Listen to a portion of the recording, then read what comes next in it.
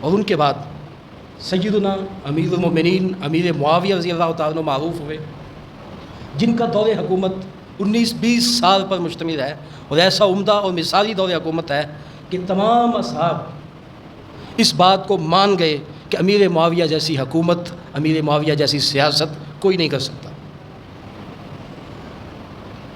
وہ خارجی اور باغی جنہوں نے سیدنا عثمان بن عفان رضی اللہ تعالیٰ عنہ کے دور خلافت میں سر اٹھایا تھا، اور وہ سیدنا عثمان بن عفان رضی اللہ تعالیٰ عنہ پر حملہ آور ہوئے، جس کے نتیجے میں سیدنا عثمان بن عفان کی شہادت ہوئی۔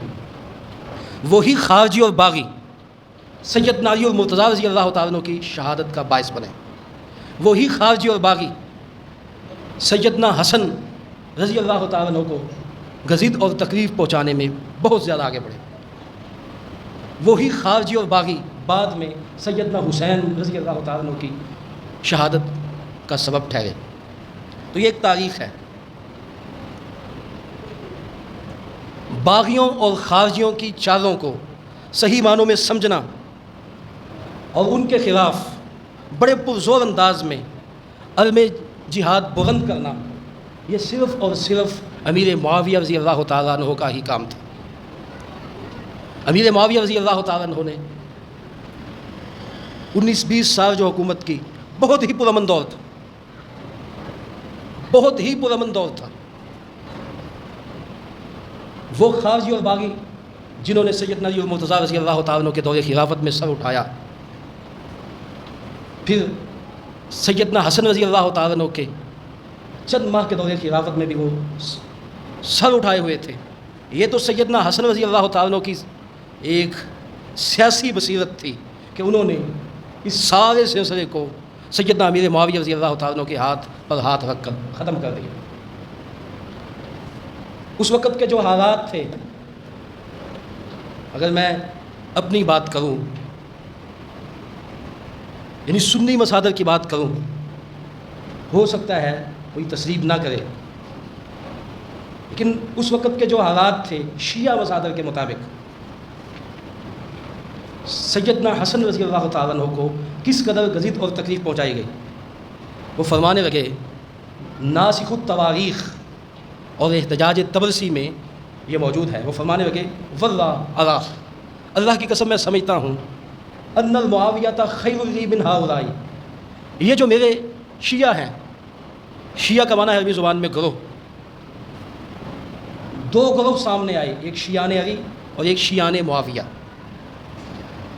حسن فرماتے ہیں کہ اللہ کی قسم میں سمجھتا ہوں کہ ان المعاویۃ خیر لی من ہؤلاء، میرے ان شیعوں سے معاویہ میرے لیے بہتر ہے۔ پھر وہ فرماتے ہیں کہ ابتغوا قتلی وانتہبوا ثقلی، انہوں نے میرے قتل کے منصوبے بنائے۔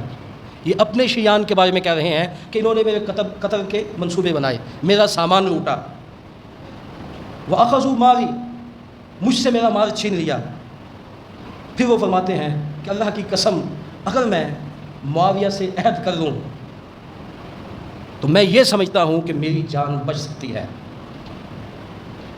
میری جان محفوظ ہو سکتی ہے، میرے گھر والوں کو امن حاصل ہو سکتا ہے۔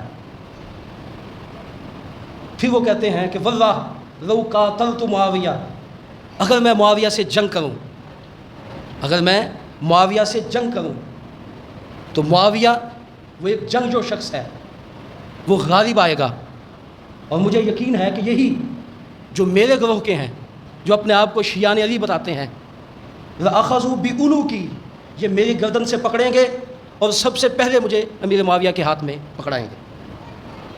معنی یہ ہے کہ ان میں بغاوت ہی بغاوت ہے۔ آج یہ مجھے کہہ رہے ہیں کہ معاویہ کے ساتھ سلو نہ کرو، اس کے ہاتھ پر بیعت نہ کرو۔ اگر میں معاویہ کے ساتھ سلو نہ کروں، میں معاویہ کے ساتھ جنگ کروں، تو مجھے معلوم ہے کہ یہ لڑیں گے بھی نہیں، پیچھے رہیں گے۔ معاویہ جب جنگ کرے گا تو یہ میری گردن سے پکڑیں گے، لأخذوا بعنقی، میری گردن سے پکڑیں گے، یدفعونی صوما، اور یہ مجھے معاویہ کے سپرد کر دیں گے۔ یعنی انہیں بھی شیعان علی پر کوئی یقین اور اعتبار نہیں تھا۔ اس سے پہلے سیدنا علی المرتضیٰ رضی اللہ تعالیٰ عنہ، وہ بھی شیعان علی پر کوئی اعتبار نہیں رکھتے تھے۔ انہیں بھی کوئی اعتماد نہیں رہا تھا، بلکہ وہ کہا کرتے تھے کہ شیعہ نے معاویہ سے اگر مجھے ایک سپاہی مل جائے، تم سب ایک طرف ہو، وہ ایک سپاہی میرے لیے بہتر ہے۔ تو سیدنا علی اور مرتضیٰ رضی اللہ تعالیٰ عنہ بھی سمجھتے تھے کہ شیعہ علی کوفی ان کے ساتھ کتنے وفادار ہیں۔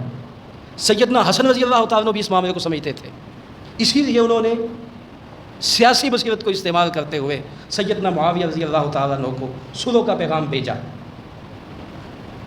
اس سے پہلے سیدنا حسن رضی اللہ تعالیٰ عنہ کوششیں کر چکے تھے کہ کسی نہ کسی طرح صلح ہو جائے، لیکن خارجی اور باغی یہ کبھی نہیں چاہتے تھے کہ مسلمانوں کی دو جماعتیں، دو گروہ آپس میں مل بیٹھے۔ انہوں نے ہر تدبیر دوڑائی کہ کسی نہ کسی طرح سیدنا علی رضی اللہ تعالیٰ عنہ اور معاویہ رضی اللہ تعالیٰ عنہ کو ایک دوسرے کے خلاف برسر بیکار کیا جائے، ایک دوسرے کے ساتھ لڑایا جائے۔ وہ آخر تک اسی کوشش میں رہے، لیکن سیدنا حسن رضی اللہ تعالیٰ عنہ نے ان کی اس کوشش کو ناکام کر دیا، صلح کا پیغام بھیجا۔ جب صلح کا پیغام بھیجا تو ہماری زبانی نہیں، شیعہ مورخین کی زبانی، شیعہ نے علی نے سیدنا حسن رضی اللہ تعالیٰ عنہ کو مسلح سے پیچھے ہٹا دیا، بلکہ مسلح کھینچ لیا۔ پھر سیدنا علی رضی اللہ تعالیٰ عنہ کے اوپر جو چادر موجود تھی وہ بھی کھینچ لی۔ ایک بدبخت نے آگے بڑھ کر نیزہ مارا اور کہنے لگا کہ تو امیر المومنین ہے، تجھے ہم امیر المومنین مانیں؟ اور پھر اس نے بہت گستاخانہ الفاظ سیدنا حسن رضی اللہ تعالیٰ عنہ کے متعلق کہے۔ تو اب مختصر جب سیدنا حسن رضی اللہ تعالیٰ عنہ نے یہ پیغام بھیجا کہ ہم آپ کے ساتھ صلح کا ارادہ رکھتے ہیں، تو سیدنا معاویہ رضی اللہ تعالیٰ عنہ نے کہا کہ ٹھیک ہے، جن شروط پر آپ صلح کرنا چاہتے ہیں ہم تیار ہیں۔ جو شرائط لکھی گئیں کشف الغمہ اور طبرسی کے مطابق، شیعہ مورخین کے مطابق، اس میں ایک شرط یہ تھی کہ مجھے اور میرے تمام ساتھیوں کو امان حاصل ہوگی، مجھے اور میرے بھائی حسین کو بیت المال سے سالانہ 1 لاکھ درہم وظیفہ دیا جائے گا، لوگوں کے ساتھ کتاب و سنت کے مطابق اور خاص کر خلفائے راشدین کے جو فیصلے ہیں انہیں ملحوظ رکھا جائے گا۔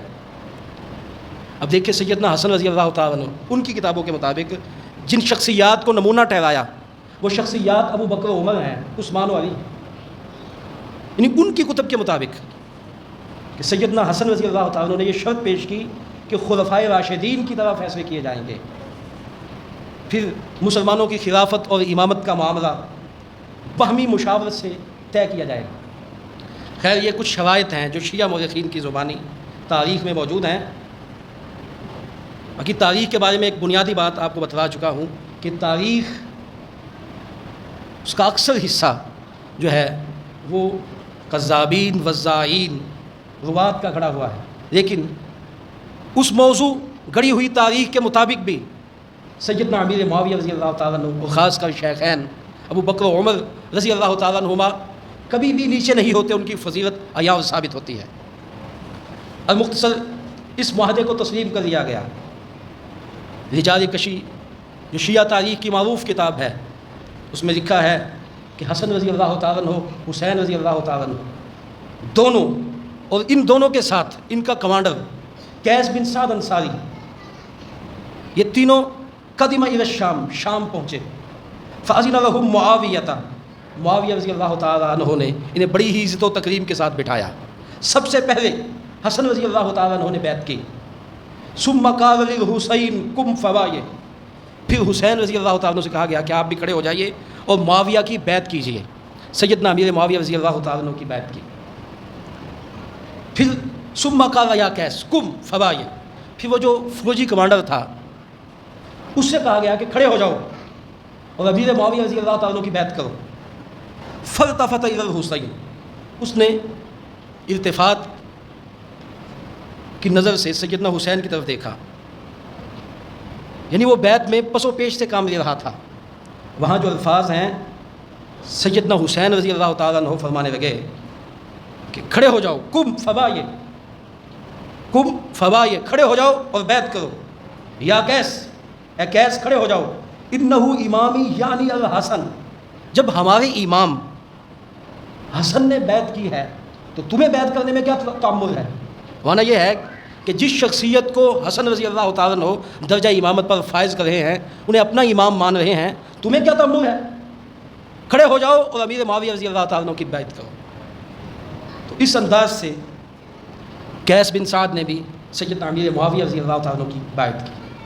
تو یہ بیعت کا منظر جو شیعہ مورخین نے کھینچا، یعنی ان کے مطابق بھی کہ سیدنا حسن رضی اللہ تعالیٰ عنہ نے اپنا ہاتھ امیر معاویہ کے ہاتھ پر رکھ دیا۔ پھر ایک اور بات، وہ انہیں ائمہ معصومین کا درجہ دیتے ہیں۔ وہ کہتے ہیں کہ امام غلطی نہیں کرتے، امام جو ہے وہ معصوم عن الخطا ہے۔ ہم یہ پوچھنا چاہتے ہیں کہ یہ کیسی غلطی تھی جو سیدنا حسن بن علی رضی اللہ تعالیٰ عنہ سے سرزد ہوئی؟ یہ کیسی غلطی تھی جو سیدنا حسین رضی اللہ تعالیٰ عنہ سے سرزد ہوئی تھی؟ دو باتیں ہیں، یا تو سیدنا امیر معاویہ رضی اللہ تعالیٰ عنہ کو اپنا امام امیر المومنین تسلیم کر لیا جائے۔ کیوں؟ انہیں امیر المومنین سیدنا حسن رضی اللہ تعالیٰ عنہ نے تسلیم کیا، انہیں امیر المومنین سیدنا حسین رضی اللہ تعالیٰ عنہ نے تسلیم کیا۔ اور یا پھر عقیدہ امامت کا انکار کر دیا جائے، عقیدہ امامت ان کے ہاں مسلمہ عقیدہ ہے، یا عقیدہ امامت کا انکار کر دیا جائے اور اس عقیدے کو اپنی کتابوں سے نکال دیا جائے کہ ائمہ معصوم ہیں، ائمہ منصوص اور معمول من اللہ ہے۔ تو ایک طرف یہ عقائد ہے اور دوسری طرف امیر معاویہ رضی اللہ تعالیٰ عنہ کی خلافت کو تسلیم نہیں کیا جاتا۔ میں سمجھتا ہوں یہ بہت ہی دور کی بات ہے، امیر معاویہ رضی اللہ تعالیٰ عنہ کو خلیفہ تسلیم کرنا یا نہ کرنا یہ کوئی بڑی بات نہیں ہے، اور نہ ہی اسے تسلیم کروانے کی کوئی ضرورت ہے۔ وہ لوگ ان شخصیات کو نہیں مانتے، ان شخصیات کی خلافت کو تسلیم نہیں کرتے جن شخصیات کو رسول اللہ صلی اللہ علیہ وسلم نے خود اشارتاً کنایتاً اس منصب پر فائز کیا۔ ابوبکر صدیق رضی اللہ تعالیٰ عنہ بہت اونچی شخصیت ہے، تمام صحابہ کرام میں سے افضل ہیں، تو ابوبکر صدیق رضی اللہ تعالیٰ عنہ کی خلافت کو تسلیم نہیں کیا گیا، عمر فاروق رضی اللہ تعالیٰ عنہ کی خلافت کو تسلیم نہیں کیا گیا۔ جب ان کی خلافت کو تسلیم نہیں کیا گیا بلکہ ان پر اس قدر نقد اور جھگڑا کی گئی کہ بعض ناقبت اندیشوں نے ابو بکر عمر کو نعوذ باللہ کافر تک قرار دے دیا، جب ابو بکر عمر پر اس قدر ہاتھ صاف کیے گئے تو امیر معاویہ رضی اللہ تعالیٰ عنہ کے بارے میں ہم کیا کہہ سکتے ہیں؟ امیر معاویہ رضی اللہ تعالیٰ عنہ ابو بکر عمر سے تو پیچھے ہی تھے، بلکہ عثمان و علی سے بھی پیچھے تھے، یہ ان سے تو پیچھے تھے، فضیلت کے لحاظ سے بھی پیچھے تھے، ہر لحاظ سے پیچھے تھے۔ جب ابو بکر عمر رضی اللہ تعالیٰ عنہما کو معاف نہیں کیا گیا تو یہ کس طرح توقع کی جا سکتی تھی کہ امیر معاویہ رضی اللہ تعالیٰ عنہ کو معاف کر دیا جاتا، ان کے خلاف زبان تان دراز نہ کی جاتی؟ خیر، بات دور نکل گئی۔ میں عرض کر رہا تھا کہ سیدنا حسن رضی اللہ تعالیٰ عنہ نے سیدنا امیر معاویہ رضی اللہ تعالیٰ عنہ کو اپنا امام مانا۔